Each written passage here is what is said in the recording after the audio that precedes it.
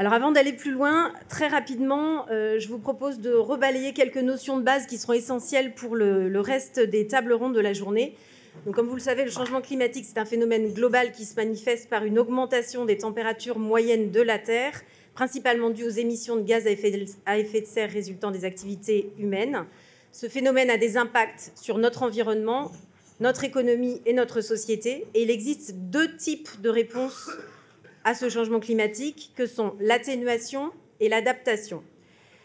L'atténuation consiste à réduire ces émissions de gaz à effet de serre pour limiter l'ampleur du changement climatique, alors que l'adaptation vise à ajuster nos systèmes naturels et humains pour faire face aux impacts actuels et futurs du changement climatique. Ces deux notions sont indissociables et complémentaires. Il est crucial de mener en parallèle des actions d'atténuation et d'adaptation. Nous parlerons également aujourd'hui d'aléas, de risques, d'enjeux et de vulnérabilité. L'aléa est un événement climatique potentiellement dangereux, sécheresse, tempête. Les enjeux sont ce que nous risquons de perdre. La vulnérabilité est le degré auquel une communauté ou un système est susceptible d'être affecté. Et enfin, le risque est la combinaison de l'aléa et de la vulnérabilité des populations ou des infrastructures exposées. Ces notions en tête, nous sommes prêts à aborder les tables rondes et mini-séminaires de cet après-midi. Donc, très brièvement, 3 tables rondes. Une première table ronde sur l'océan et le climat, puis une pause sur le parvis. Nous reprendrons avec les résultats des projets de recherche CLIPSA et Maeva. Nous terminerons avec une table ronde sur l'économie et on terminera complètement la matinée avec un plaidoyer de la jeunesse. Voilà. Donc, sans plus attendre, j'invite mes experts de la table ronde Océan et Climat à me rejoindre. Alors, pour cette table ronde, nous aurons Christophe Minquès, chercheur et climatologue à l'IRD, Yves Le Tourneur, professeur des universités en écologie marine et co-responsable du master Sciences de la durabilité à l'université, Catherine Sabineau, ethno-écologue à l'IRD, Jérémy Catidjo-Monnier, que je ne présente plus, Lise Hénézian, chargée de mission à la direction régionale Océan-Pacifique de l'AFD, Anne-Claire Goiran, coordinatrice du programme phare du changement climatique à la CPS, et Aïleti Kouré, que j'ai vu dans la salle. Aïleti Kouré, représentant de l'Erdjoubéa Kapomé au sein du collectif Vision Kanak de l'Océan, et François Leborgne, adjoint au chef de service du parc naturel de la mer de Corail. Alors, pour introduire cette table ronde, c'est Christophe qui va prendre la parole. Merci. Ouais. Donc, merci à toutes et tous d'être là. J'avais pas forcément très envie de faire ça, mais je pense que ça fait partie de nos responsabilités et de ma responsabilité en tant que chercheur.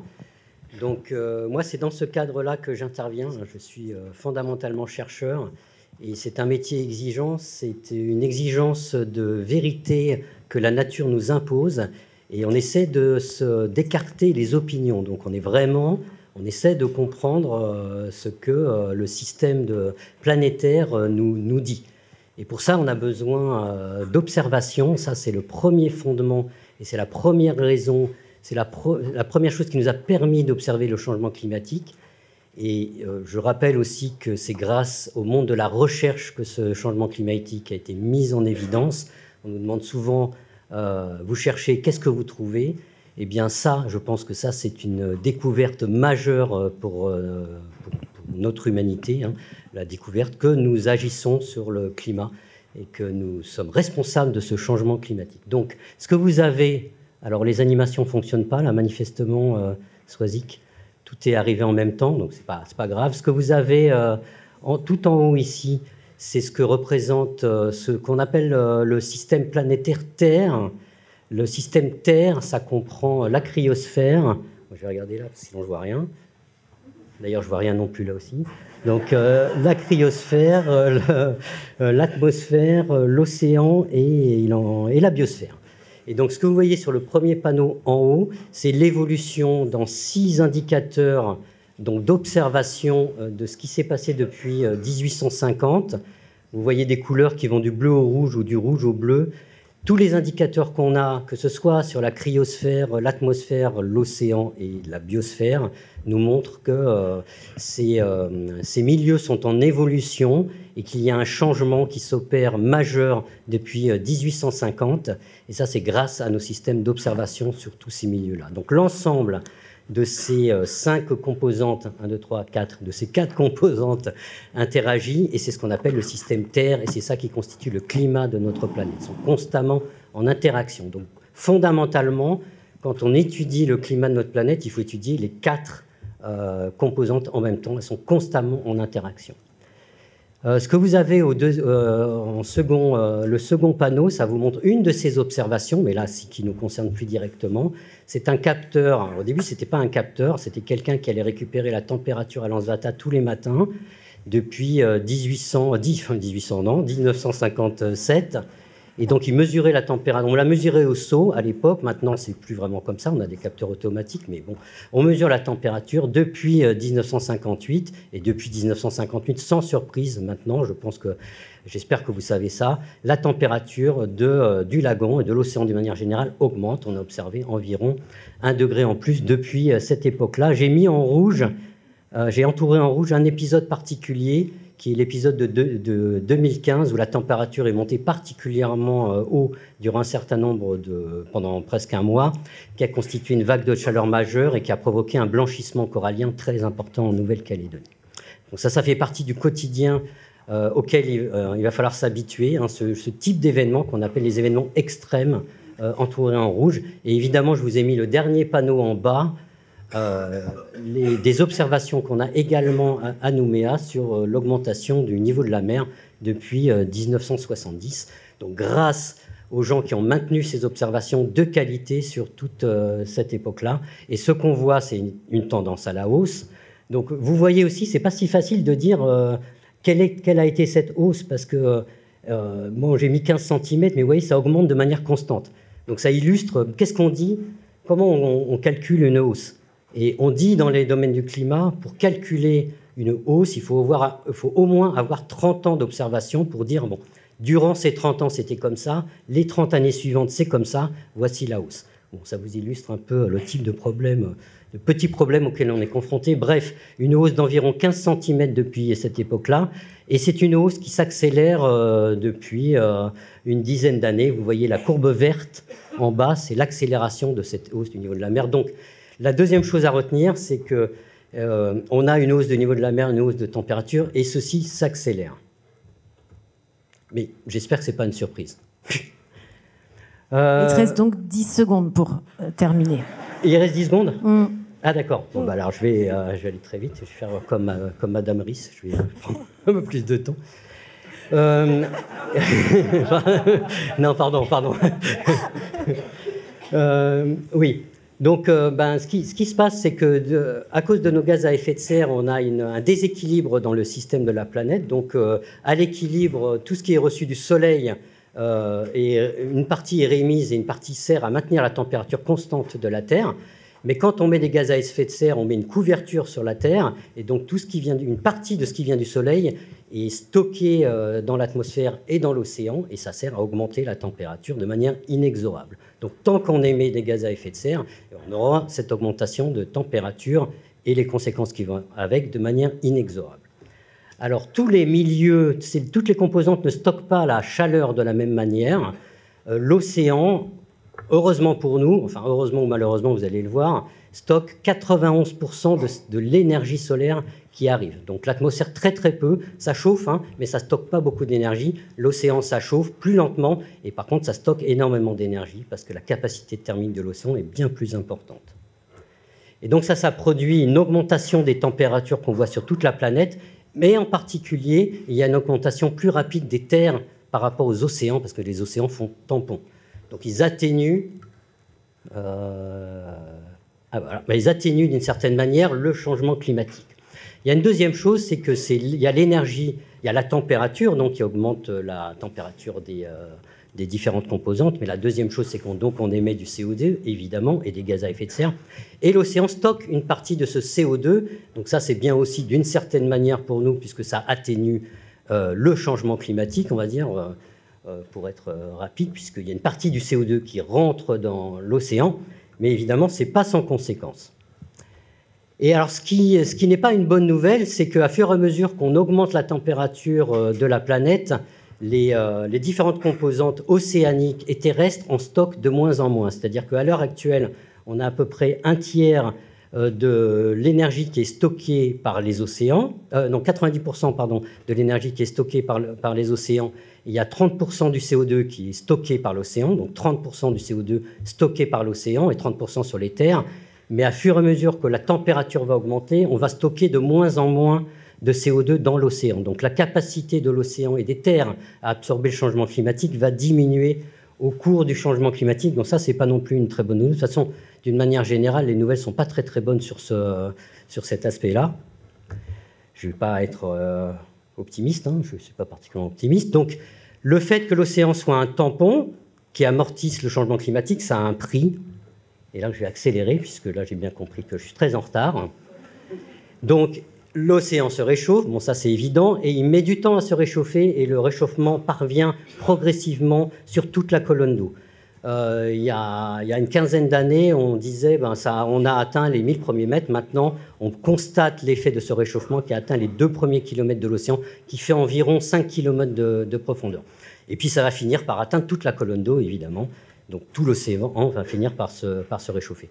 Donc le CO2 pénètre également dans l'océan, et puis ça, donc la première des conséquences, c'est l'acidification des océans, qui est un deuxième grand problème, en particulier pour tous les organismes, pour beaucoup d'organismes, mais en particulier pour tous les organismes qui sont calcaires, avec des risques de dissolution, voire de non-possibilité de formation de ces organismes calcaires. C'est pour ça que c'est un des risques majeurs pour tout l'univers corallien. Et aussi, le fait que la température de l'océan se réchauffe, ça provoque une désoxygénation des océans. Et on sait bien que l'oxygène, c'est quand même important pour tout ce qui est la vie terrestre, bien sûr, mais marine également. Alors, je vais passer là-dessus. C'était juste pour vous illustrer que la température monte, que le niveau de la mer monte et que les océans s'acidifient. Je vous ai montré le passé. Qu'est-ce qu'on a dans le passé? Maintenant, évidemment, nous, on parle du futur. Qu'est-ce qu'on aura dans le futur? Et le futur de toutes ces composantes est basé sur les modèles qui sont des modèles qui sont mis en œuvre dans le GIEC. Et je ne sais plus ce qui se passe après. Voilà. Et voilà, j'ai terminé ma contribution. Merci. Merci Christophe. Alors, pour terminer, non, c'est pas Catherine tout de suite, c'est Yves. Juste, si ces sujets vous intéressent, parce qu'il y a beaucoup à dire, on a Yves Le Tourneur de l'université qui va rapidement nous présenter les formations et enseignements de l'université en lien avec cette thématique. Alors, je vais aller très vite parce que Christophe nous a mangé une partie du temps. Alors, à l'université, dans les différentes formations, évidemment, les étudiants sont sensibilisés, dans l'hypothèse où ils ne l'étaient pas auparavant, à toutes ces problématiques de changement climatique. On leur évoque un certain nombre de problématiques qui ont été évoquées par Christophe, tout ce qui est lié à la circulation atmosphérique, à la circulation océanique. Et on leur apprend aussi quand même une chose de base, c'est que le climat, il a toujours changé sur notre planète. Il n'y a aucune raison que ça change, que ça s'arrête. Et si je vous dis ça, ça peut paraître trivial, mais c'est parce que c'est souvent utilisé comme un argument par les climato-sceptiques de dire que ça a toujours changé, donc il n'y a pas de raison de s'inquiéter que ça change à nouveau. C'est complètement faux, évidemment. Le climat a toujours changé, mais sur des dizaines ou des centaines de milliers d'années. Et ce qui se passe actuellement, ça fait depuis la révolution industrielle, donc à peu près 150 ans, 200 ans.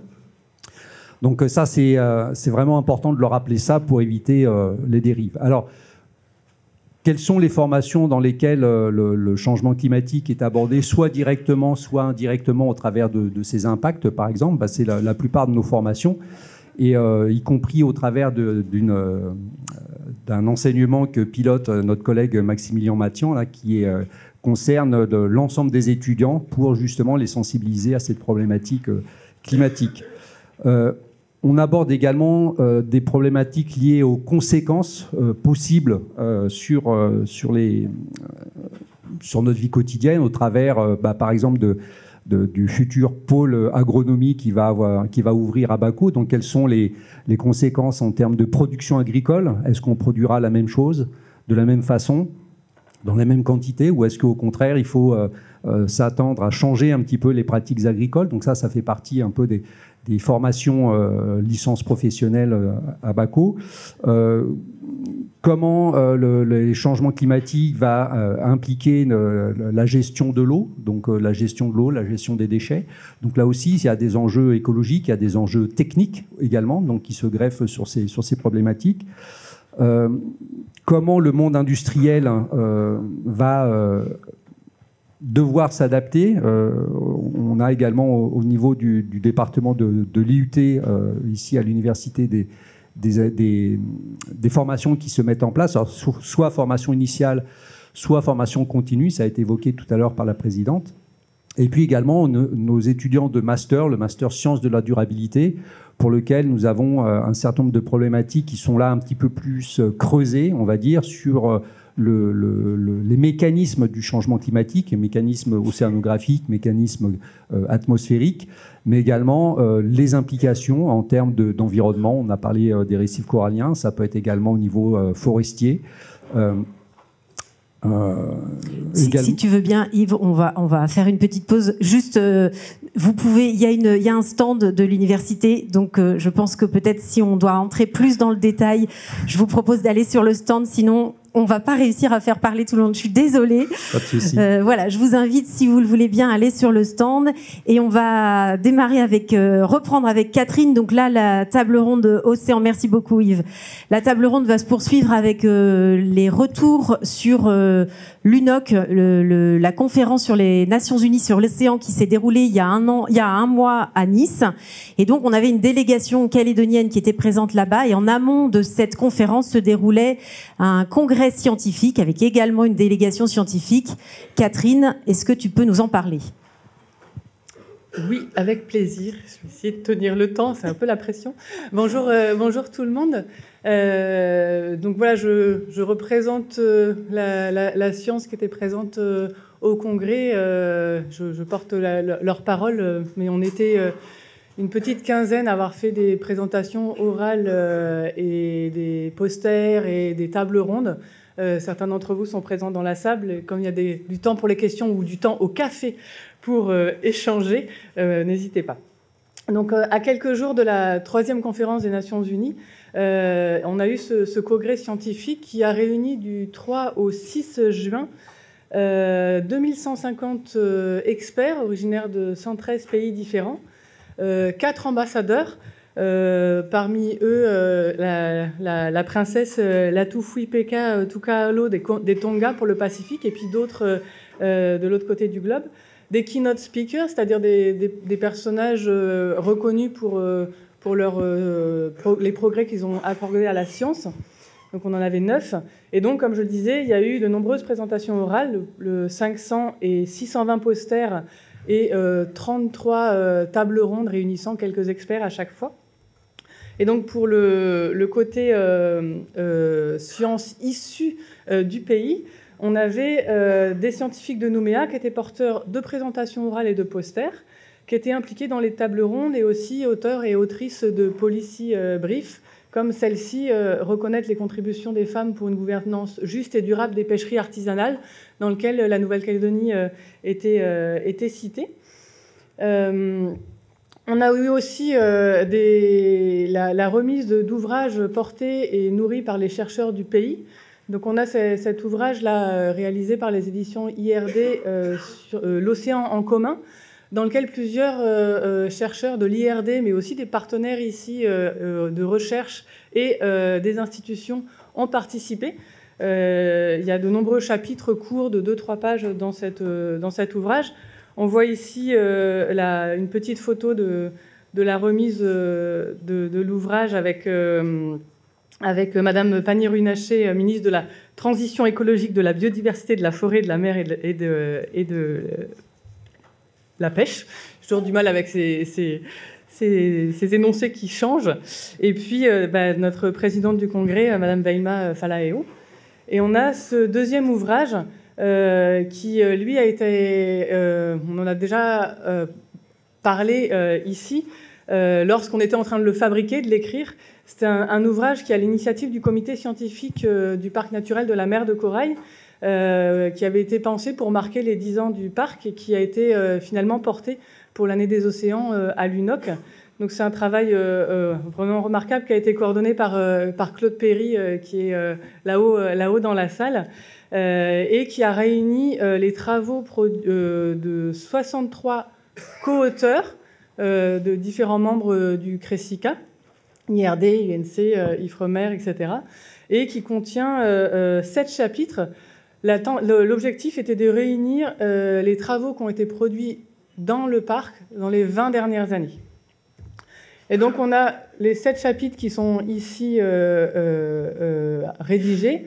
Donc une introduction, un chapitre qui montre en quoi l'océan est un patrimoine culturel du pays, Nekuye Pumoru, mais je pense que Haile reparlera de cela tout à l'heure aussi. Un chapitre sur l'océan lui-même qui se rapproche de ce que Christophe a partagé et de ce que Sophie Cravat partagera tout à l'heure aussi. Un chapitre sur la faune du large, un chapitre sur les grands fonds, un chapitre sur les récifs coralliens, un chapitre sur les îles, des repères de biodiversité et d'histoire humaine entremêlés, et un dernier chapitre plutôt sur les réflexions de protection pour le parc. Donc juste là, il y a 3 diapos qui vous montrent l'intérieur du livre, avec à chaque fois une belle page, des belles photos et des encadrés régulièrement pour mettre en avant certains points. Là, j'ai mis 3 chapitres, le premier, le 4e et le 5e, et j'en ai terminé. Merci pour votre attention. Merci Catherine. Alors en effet, on comprend bien que la science s'avère un outil d'aide à la décision des politiques publiques. Alors Monsieur Jérémy Kadji-Monnier, vous étiez également à l'UNOC 3. Est-ce que vous pouvez nous partager les moments forts de cette conférence internationale et les enseignements et rencontres importantes pour la Nouvelle-Calédonie? Oui, merci. L'UNOC était un moment essentiel puisque c'était la 3e conférence des Nations Unies sur l'océan. Il n'y a pas de COP Océan, il y a des COP Climat, il y a des COP Biodiversité, mais il n'y a pas de COP Océan. Donc c'est le seul moment où l'ensemble des institutionnels de la planète, mais l'ensemble des parties prenantes au sens le plus large, se rencontrent et sont présentes. Et il était essentiel pour le gouvernement de Nouvelle-Calédonie de faire partie donc de la délégation française aux côtés de nos collègues ultramarins pour porter cette voie particulière dans le Pacifique Ouest, notamment au travers du parc naturel de la mer de Corail, qui est un des plus grands parcs naturels de la planète, avec plus d'1 million de kilomètres carrés. Sachant que la Nouvelle-Calédonie a fait des avancées extraordinaires, et je tiens à remercier Claude Perry, la présidente du conseil scientifique du parc, ces 5 dernières années, et avec notamment l'ensemble des parties prenantes du comité consultatif du parc, qui ont fait de ce parc un parc exemplaire. Pourquoi? Parce que c'est le premier parc dans le Pacifique à bénéficier d'un moratoire de 50 ans contre l'exploitation des grands fonds marins. On sait la difficulté pour ces écosystèmes très fragiles d'être résilients face à des exploitations éventuelles. Et il est pour nous essentiel de laisser le temps à la science. Et je suis très heureux que ça se fasse ici à l'université aujourd'hui, cette discussion. Donc de laisser le temps à la science pour les 50 prochaines années, de travailler dans les grands fonds marins pour comprendre ces écosystèmes avant de détruire des espèces et de la vie dont on n'a même pas encore découvert l'existence au jour d'aujourd'hui. C'était aussi pour nous l'occasion de travailler et de porter les 10% de réserves naturelles au sein du parc naturel de la mer de Corail. 10%, c'est 130 000 km². Pour nos amis australiens, c'est l'équivalent de la Tasmanie.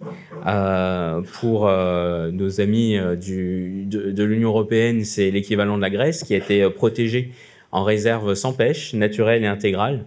Et la plupart des récifs aujourd'hui sont en réserve intégrale pour maintenir ces écosystèmes. Le but étant de protéger, surtout pour maintenir ces états de conservation exceptionnels que nous avons et d'en faire un héritage pour nos générations futures, sachant qu'une partie du parc est classée en réserve UNESCO.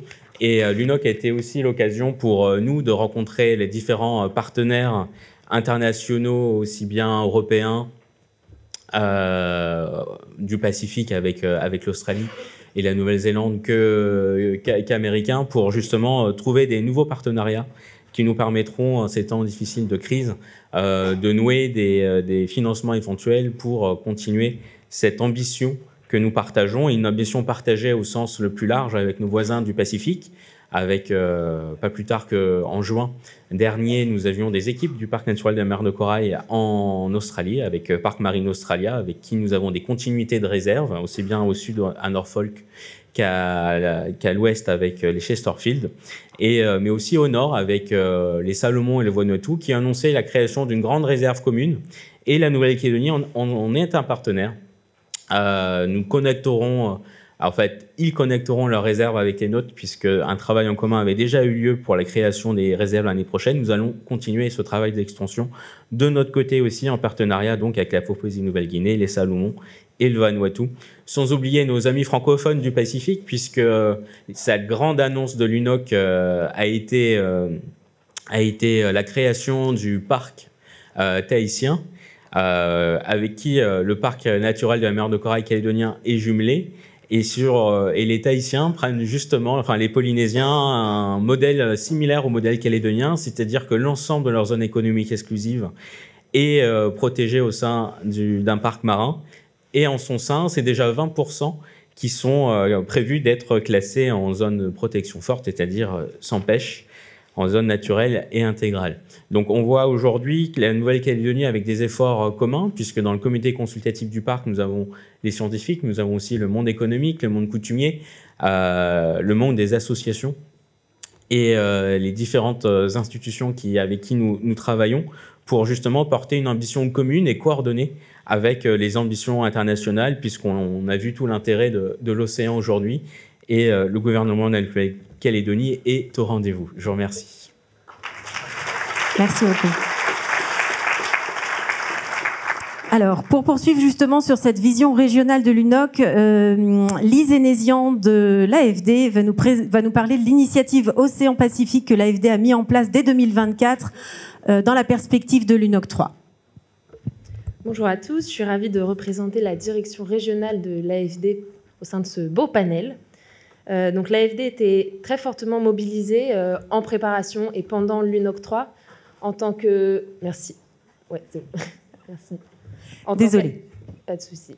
En tant qu'acteur financier, évidemment, on s'est mobilisé puisque l'UNOC 3 s'est ouvert sur le constat collectif que, à l'heure actuelle et de manière assez marquée, l'objectif de développement durable 14 concernant la vie marine est encore celui qui est le moins financé. Donc à l'UNOC, on a annoncé de nouveaux engagements financiers. L'AFD, ces dernières années, a engagé près de 5 milliards d'euros, soit 600 milliards de francs, dans les États étrangers et dans les outre-mer français des 3 grands bassins océaniques. Et chaque activité que l'on finance contribue à répondre aux objectifs que s'était donné l'ensemble des pays pour l'UNOC, en particulier la protection de la haute mer, la préservation de 30% des océans d'ici 2030, la pêche durable concernant le transport maritime vert également. Dans le Pacifique, concrètement, on a valorisé nos projets phares. Les différents intervenants ont déjà évoqué l'initiative Kiwa, le projet CLIPSA, le projet SWAP pour la gestion durable des déchets dans le Pacifique. Et je me réjouis de voir ces projets prendre l'ampleur qu'ils ont à l'heure actuelle. En Nouvelle-Calédonie, précisément, on est très fiers du partenariat que nous construisons avec le Parc naturel de la mer de Corail, qui est cette aire marine protégée aux dimensions exceptionnelles. Et je laisse le soin aux membres du gouvernement, comme il vient de le faire, et à François juste après, de nous parler de ce joyau calédonien. Je vous invite bien sûr à nous rejoindre sur le stand pour rentrer dans les détails des différents projets que l'on a dans le Pacifique. Mais l'AFD, ce n'est pas que du soutien financier, et ça nous tient à cœur aussi de soutenir les initiatives citoyennes et artistiques pour valoriser les messages autour de l'océan. Et en marge de cette année de la mer, nous avons soutenu dans le Pacifique différentes initiatives, notamment en Polynésie, où on a accompagné un groupe de collégiens à s'investir auprès d'artistes et de scientifiques pour créer une chorégraphie, une chanson, créer différentes fresques ou contenus audiovisuels pour sensibiliser sur les enjeux de préservation et de gestion durable des océans. Ce que l'on retient, nous, surtout, de la déclaration de Nice, c'est, et en particulier pour le Pacifique, c'est la conclusion unanime du besoin de renforcer la coopération régionale et l'intégration régionale au sein d'un bassin océanique. C'est également de mieux alimenter et mieux articuler la prise de décision avec les connaissances scientifiques, les connaissances locales et coutumières, et découle de cela le besoin de renforcer le soutien aux activités de recherche et de mieux valoriser la gestion communautaire des ressources. C'est dans cette logique que l'on travaille depuis 2024 et qu'on lancera cette année une initiative Océan-Pacifique, qui est un nouvel engagement de 8 millions d'euros, presque 1 milliard de francs, qui soutiendra les États du Pacifique et les territoires, justement sur cet objectif de renforcer la coopération régionale et de renforcer les capacités des différents États du Pacifique. On a acté pour ce projet d'une approche partenariale en s'associant aux organisations régionales, le PROE, la CPS, en s'associant également aux organisations de la recherche et de la conservation, l'IRD, le WWF, le CRIOB, le CNRS et j'en passe, pour améliorer la préservation des écosystèmes côtiers et marins et améliorer la gestion durable des pêcheries côtières. C'est un projet dans lequel on a à cœur, évidemment, de faire rayonner les expertises calédoniennes et polynésiennes, qui sont un véritable levier et même un vecteur essentiel pour la coopération régionale vers ces différents objectifs. Et nous renforcerons dans ce cadre le partenariat avec le Parc naturel de la mer de Corail. Les scientifiques le disent bien mieux que moi et bien plus longuement que moi, l'océan et le climat sont intimement liés. Et donc c'est pour ça qu'on a besoin de mieux les connaître pour mieux les gérer, mais c'est aussi pour ça qu'on a besoin de mieux dialoguer pour mieux les préserver ensemble. Et ce forum, je m'en réjouis, est une merveilleuse occasion d'avancer dans cette direction collectivement. Donc merci au gouvernement et aux partenaires du forum de nous réunir tous ensemble, société civile, chercheurs, bailleurs, décideurs, pour atteindre ces objectifs. Merci.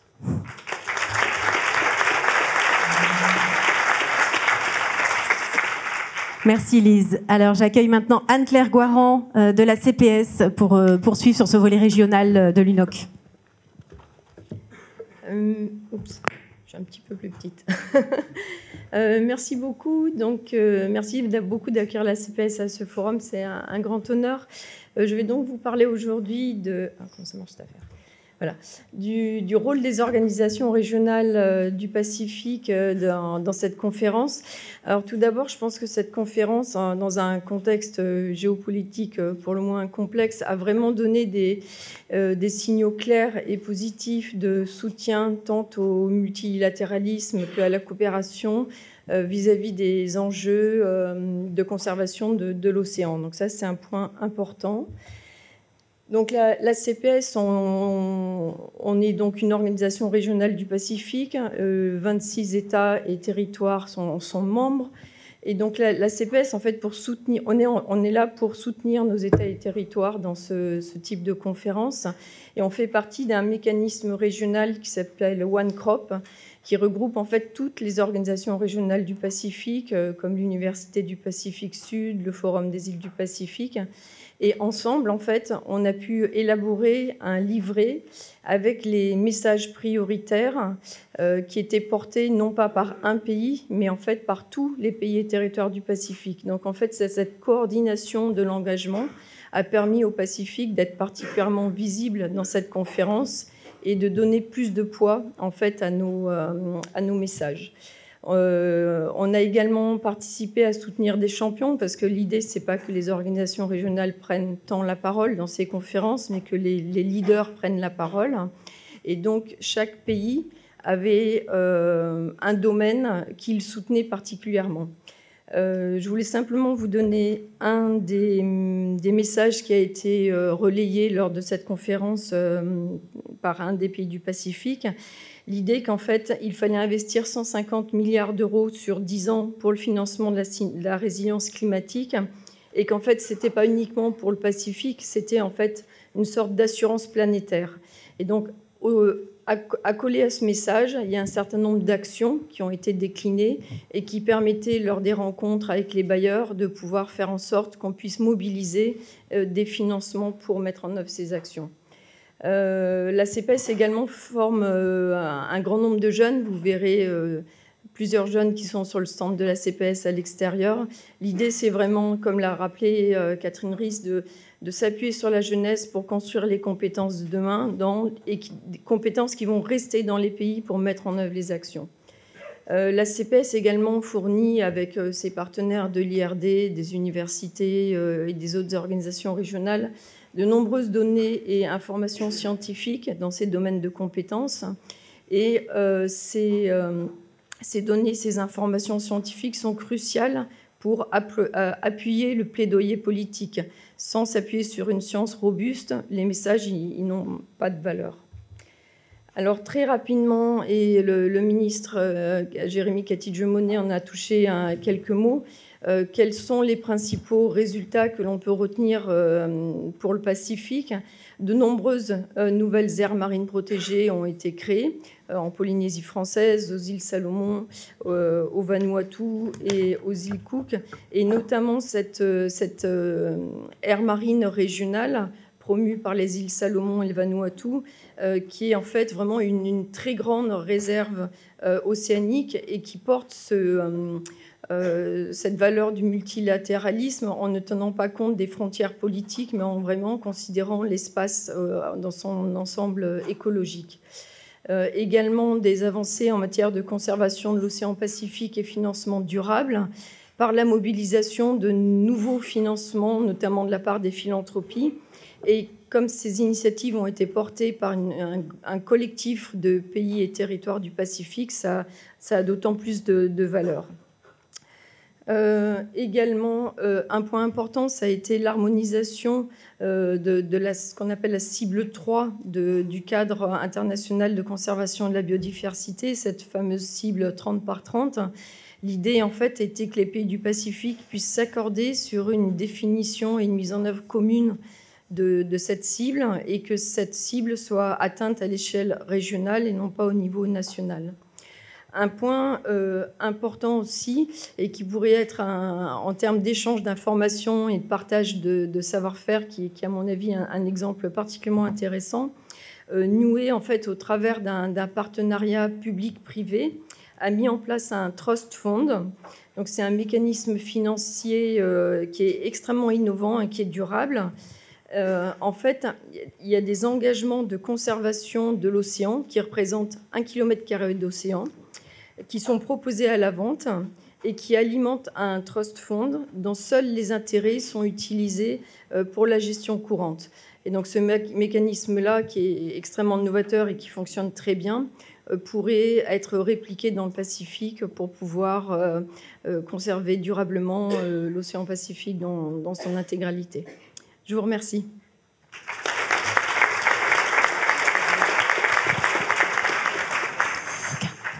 Merci. Alors pour terminer ce tour d'horizon sur les retours de l'UNOC, nous avons Haile Tikouré de la Vision Kanak de l'océan qui était également sur place. Alors Haile va d'abord nous présenter la Vision Kanak de l'océan très rapidement et puis ses retours sur l'UNOC. Très rapidement, j'ai bien entendu. Bonjour à tous. Je remercie d'abord le gouvernement de la Nouvelle-Calédonie de nous avoir invités. Donc voilà,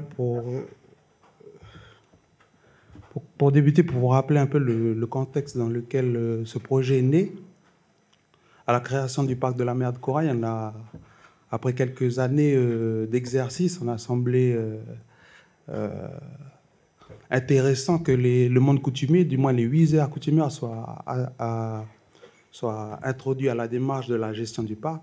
Nous étions déjà membres, mais il fallait un projet qui structure, c'est-à-dire pour pouvoir décider, pouvoir prendre des décisions au sein du parc, il faut des gens qui soient en capacité, et aussi de les amener dans le comité de gestion, de les former. Donc on a ce projet né avec plusieurs partenaires. Il y a le Sénat coutumier, il y a le WISER, et il y a Conservation Internationale, qui est une ONG américaine. Et on a créé ce projet qui tend à amplifier les capacités des coutumiers à devenir gestionnaires.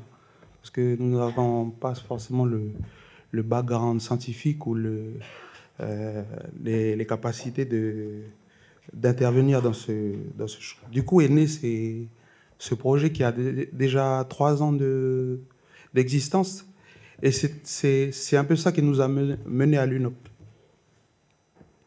Donc, je vous rappelais succinctement les objectifs de pourquoi le groupe Canac, Vision Canac de l'Océan, il sera à l'UNOP. Il y a multiples raisons, mais il y a déjà la présence.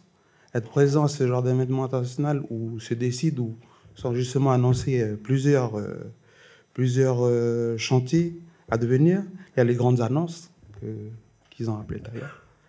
Et il y a le partage d'expertise, les modèles de conception sur lesquels les peuples du Pacifique se sont construits. C'est beaucoup d'échanges d'expertise. Du coup, c'est important aussi pour nous de rejoindre ce genre de... Il y a les sujets géopolitiques, il y a la rencontre avec nos financeurs, parce que ce projet a été financé par une ONG américaine. Du coup, on doit rendre des comptes. Il faut serrer la main des gens et leur dire que voilà, on a fait le boulot. Et c'était un peu ça l'objet de notre rencontre. Il y a aussi, en dehors de l'UNOC, en dehors des annonces qui étaient faites, j'ai également effectué une tournée des grandes villes de France, où près de 4600 ressortissants calédoniens sont inscrits dans des cursus universitaires, ou sont militaires, ou vivent là-bas. Et donc, j'ai pu constater que nous étions... c'est l'équivalent, j'ai vu, de la commune de Koumak.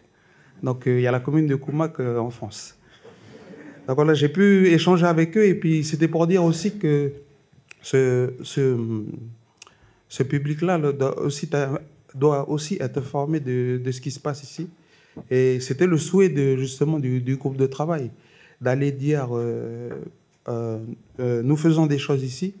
Cette vision-là qu'on est en train de construire, la vision Canac de l'Océan, elle s'appuie sur une expertise qui ne vient pas de 30 ans de recherche, mais de 3000 ans de civilisation.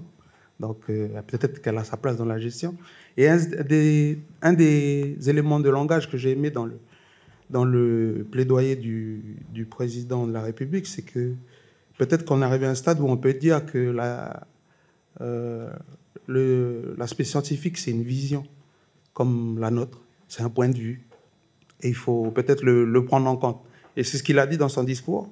Donc c'est une nouvelle approche. Du coup, on l'a vu avec beaucoup de satisfaction. Et on a également présenté la brochure qui est ici présente. Vous pouvez scanner le QR code. La vision Canac de l'Océan. Cette brochure, elle vulgarise les différents concepts, les différentes perceptions que le monde Canac a envers l'espace. Et vous pouvez scanner il est en anglais et en français. Donc voilà, c'était l'occasion aussi de le mettre en main propre au chef de l'État et aux différents partenaires avec qui on travaillait. Voilà, merci. Merci Aïdé. Et donc pour revenir en Nouvelle-Calédonie, après ce tour d'horizon de retour d'expérience de l'UNOC, nous allons accorder un temps au parc naturel de la mer de Corail à travers cette vidéo. Effectivement, ces belles images du parc qui valent mieux qu'un long discours, que je vous invite à savourer.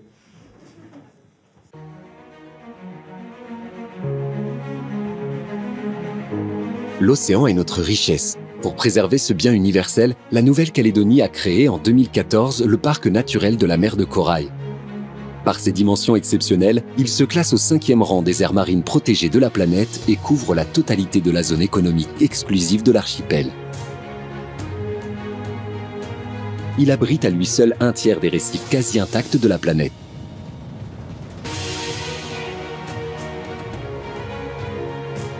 Ce joyau de biodiversité est un sanctuaire pour les mammifères marins, les requins et les tortues marines. Sous la surface, d'immenses plaines abyssales, une fosse océanique encore inexplorée et des centaines de monts sous-marins, lieu de rendez-vous des baleines à bosse. De ces profondeurs émergent bancs, atolls et récifs coralliens.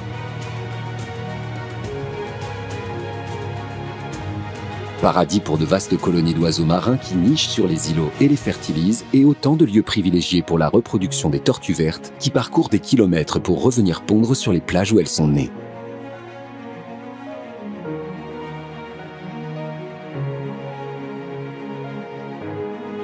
les îles Chesterfield et le plateau des Bellona, classés zone d'importance pour les oiseaux et les baleines.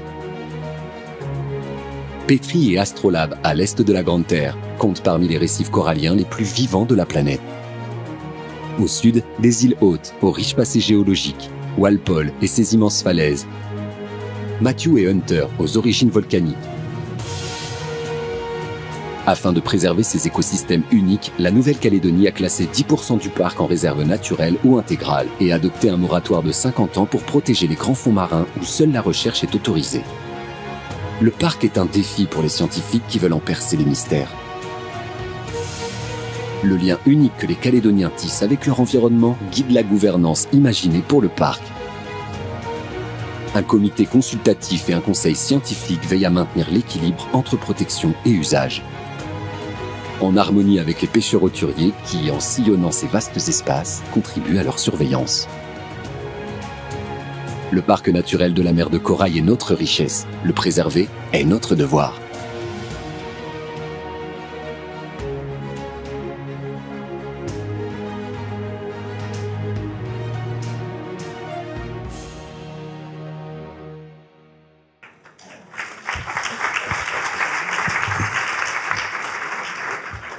Alors, ces belles images illustrent la diversité des écosystèmes qu'on retrouve dans le parc, qui recouvre en fait 2,5 fois la surface de la France.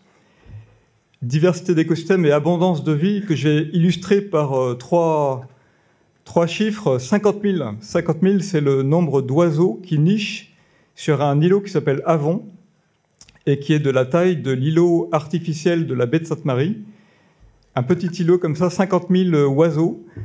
Autre chiffre, 9 tonnes. 9 tonnes, c'est la quantité de poissons qu'on observe à l'hectare sur le récif de Petrie. Récif de Petrie qui est un récif dit vierge.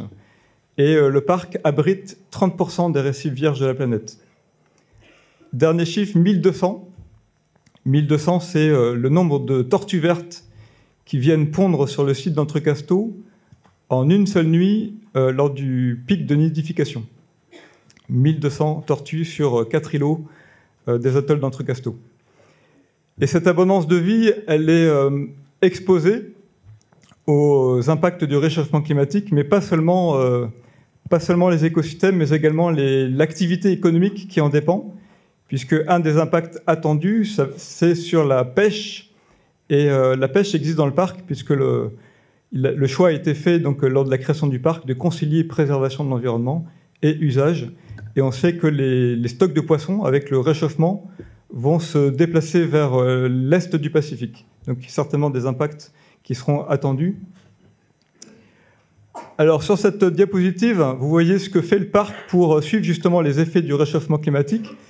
C'est donc en partenariat avec nos collègues de la DI3T et de la DIMINC, dans le cadre du projet Oblique, on suit l'évolution du trait de côte sur les îlots, donc par des profils de plage qui sont réalisés avec le GPS que vous voyez là, et des images drone qui permettent de suivre la surface des îlots et leur évolution au cours du temps. Alors qu'est-ce qu'on trouve?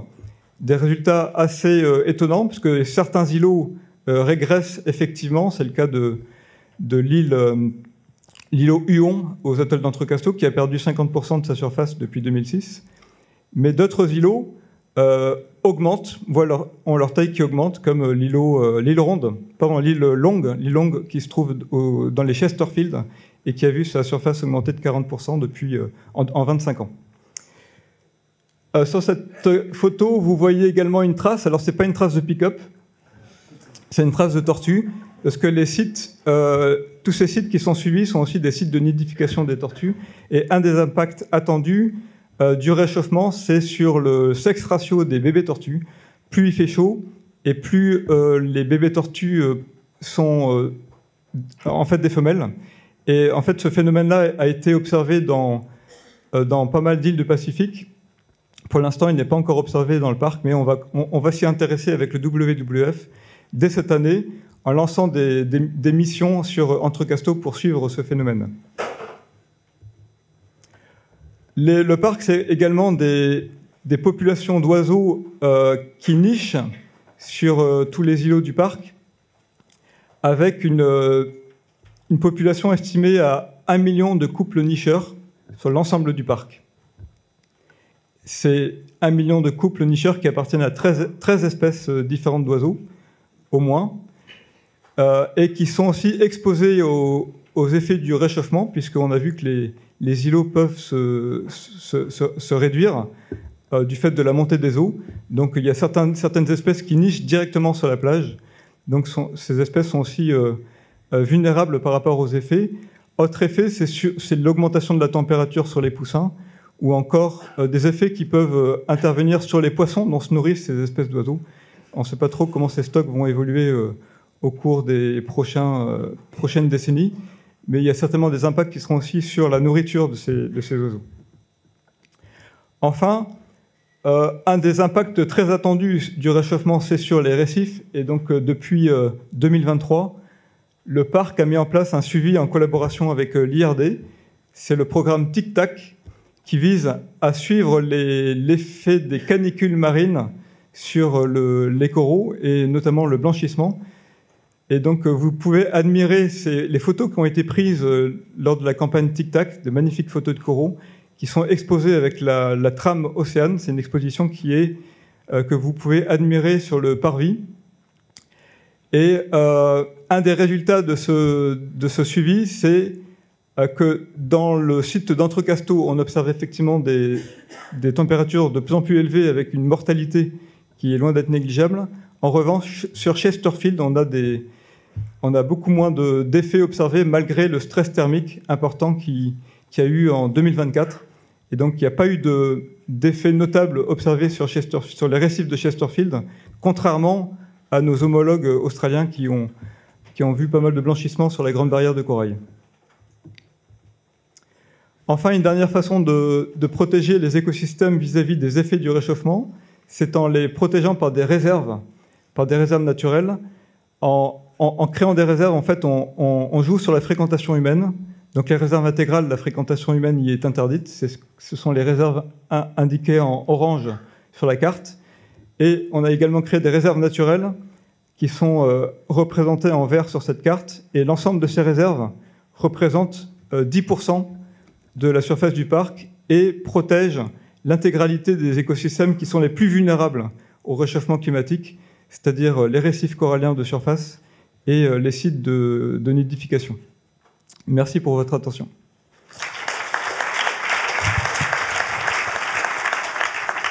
J'ai peut-être oublié de parler d'une chose, c'est qu'on a mis en place aussi la fresque Océane.